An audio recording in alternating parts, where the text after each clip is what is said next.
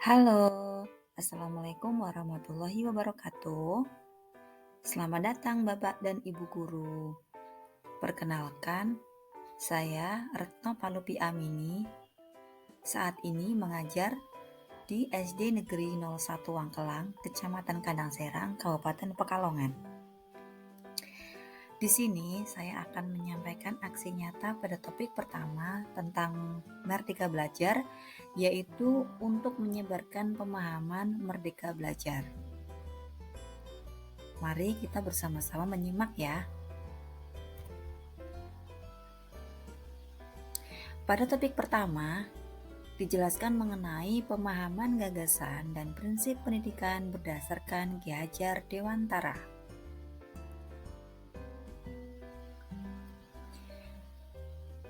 Modul Merdeka Belajar yang tertera di dalamnya meliputi yang pertama, mengenali dan memahami diri sebagai pendidik. Yang kedua, mendidik dan mengajar. Yang ketiga, mendampingi murid dengan utuh dan menyeluruh.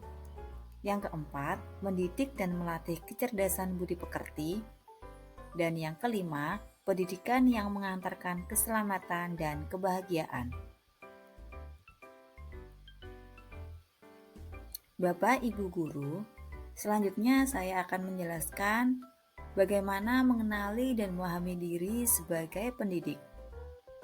Yang pertama yaitu kita sebagai pendidik terlebih dahulu merefleksikan diri dan peran sebagai pendidik.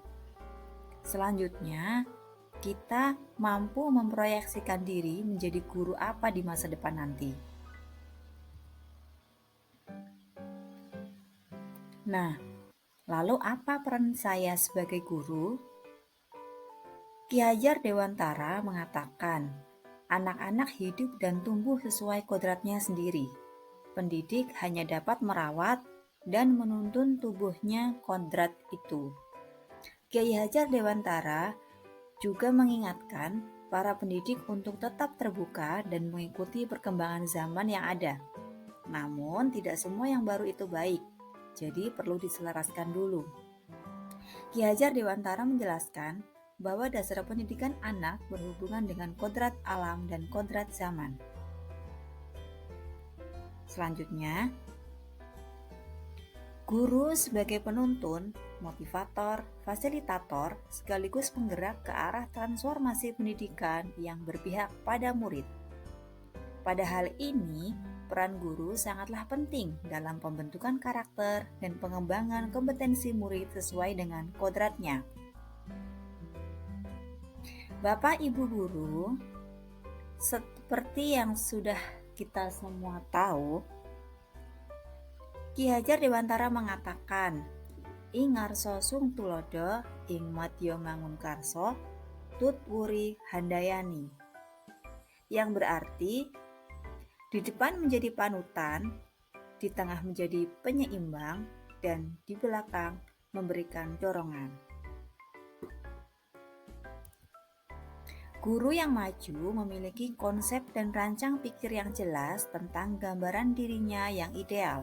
Ketika kita memahami kekuatan dan kelemahan kita, maka kita tahu apa yang bisa dioptimalkan dari peran kita sebagai guru bagi murid-murid kita.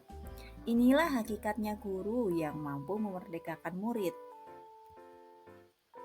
Bapak Ibu Guru, dalam kegiatan mendidik dan mengajar, dalam modul ini dibagi menjadi 3 pokok. Yang pertama yaitu mendidik menyeluruh, yang kedua pendidikan selama 1 abad, dan yang ketiga menjadi manusia secara utuh.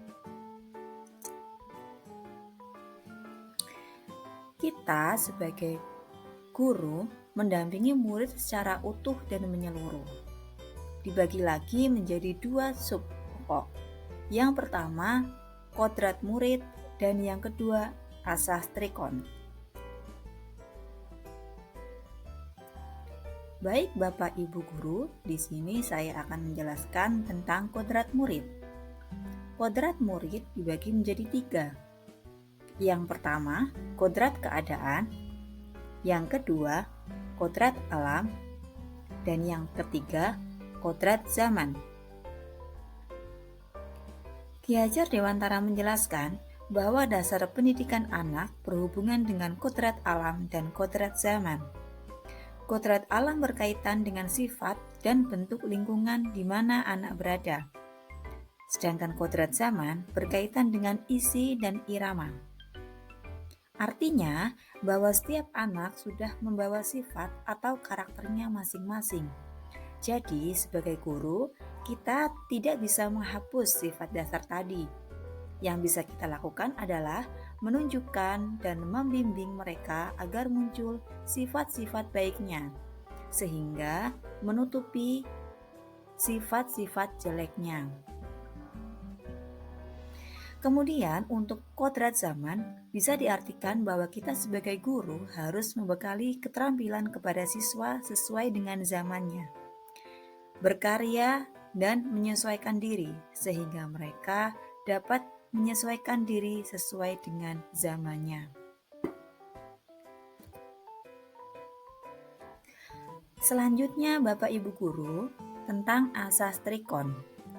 Asas trikon terbagi menjadi 3, yaitu kontinuitas, konvergen, dan konsentris. Kontinuitas merupakan pengembangan yang secara berkesinambungan dan dilakukan terus-menerus dengan perencanaan yang baik. Konvergen bersama bangsa lain mengusahakan terbinanya karakter dunia sebagai kesatuan kebudayaan umat manusia sedunia, tanpa mengorbankan nilai atau identitas bangsa masing-masing.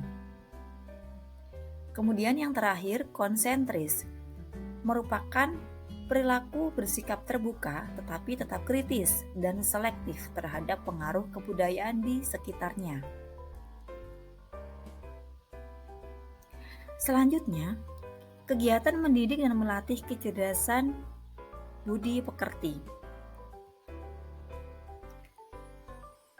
Budi merupakan ranah batin yang meliputi trisakti, cipta, rasa, dan karsa, sedangkan pekerti merupakan ranah lahir yang mewujudkan tenaga.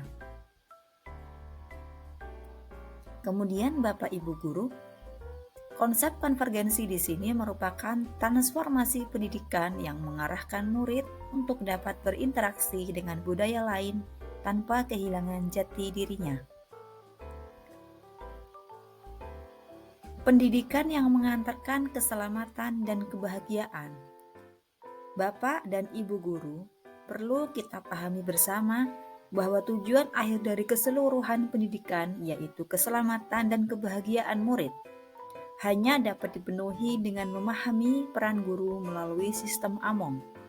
Murid generasi natif digital yang hidup di era kemajuan yang mengharuskan guru menjadi pendidik yang adaptif, inovatif, reflektif, kolaboratif, dan berpihak pada murid. Cukup sekian yang dapat saya sampaikan mengenai pemahaman kurikulum Merdeka Belajar.